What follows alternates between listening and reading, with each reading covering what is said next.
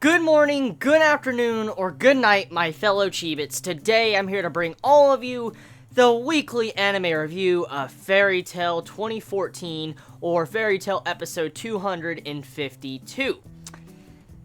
We end this episode off with Gray finding out that the person he's been fighting this entire time is most likely his old man, his father. So, we kind of end off in a similar fashion as how last week's episode was. You remember how last week's episode ended off kind of right where, Gray's father says, "I'm Deliora," and then, the episode kind of ended? Well, that's kind of how this episode ended, in a similar way, but with a different type of twist. So before I even get into the episode, because I know I have a lot to talk about, I want to talk about one thing that I know some of you anime-onlys are going to be asking. Okay.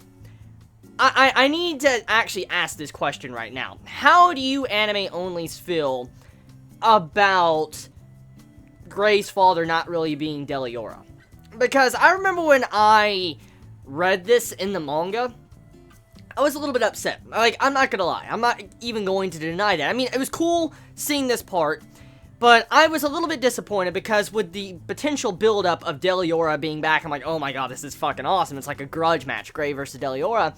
It was a really cool way to kind of bring Deliora back, and like I said, I'm not gonna lie, I was a little bit disappointed when that happened in the manga, and I'm curious on how you anime-onlys feel about that. Like, how do you feel about this not really being Deliora? Because Gray's like, you're my old man, aren't you? And then, episode ends. Let me know your thoughts on that. Like, I really want to hear what you all think about that. There was mixed reactions to that plot twist, so let me know in the comments below what you feel about that, Chibits. Gray showing that he has a really good mind, and he's definitely one of the smartest members of Fairy Tail when it comes to combat, because he shows that you don't need to just have great strength to be able to overcome your opponents. In this episode, majority of it is Gray versus Silver. And seeing Gray throughout the majority of this episode, he's getting his face wrecked. Like, he's getting face rolled. Silver's just laughing his ass off. He's just wrecking him. Gray can't even use his magic against him. You just have it to where Silver is curb stomping Gray into the fucking mud.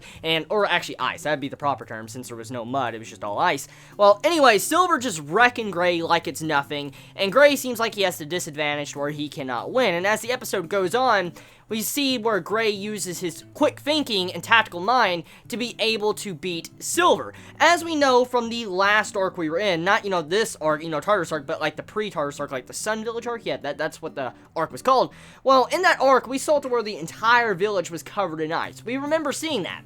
And we remember Gray was able to manipulate the ice in some way in that last arc, and so with the potential buildup of that with manipulating the ice for this very moment, it was a really good way to kind of foreshadow the future of how Gray would beat Silver in this kind of fight and outsmart him. And so seeing Gray kind of unfollowing the ice, being able to use like a cannonball to be able to hit Silver straight through the fucking gut, and you see this giant hole, which I'm surprised wasn't censored. I mean, it was censored because you'd think it would have been a lot more gruesome, like you might have saw organs hanging out, but I mean, this is a shonen, and I highly doubt on television they're allowed to show shit like that, something you would see in Berserk, like, maybe their intestines and stuff, so just, yeah, don't think about that mental image, don't think about it, okay? I know you're thinking about it, but just stop thinking about that mental image. Anyways, Gray's quick thinking did a very good job, and he was able to overcome Silver without just strength. And I gotta admire the way Ice Shell was used, because I want to take a few moments to mention, in the past, in the, first couple arcs of Fairy Tail, I think it was, the first serious arc, it was around episode 15 through 25, it's around in there, it's, early stages of Fairy Tail. I remember the arc, you remember when we were introduced to Deliora, the Moon Drip, and then also to Gray and his brother.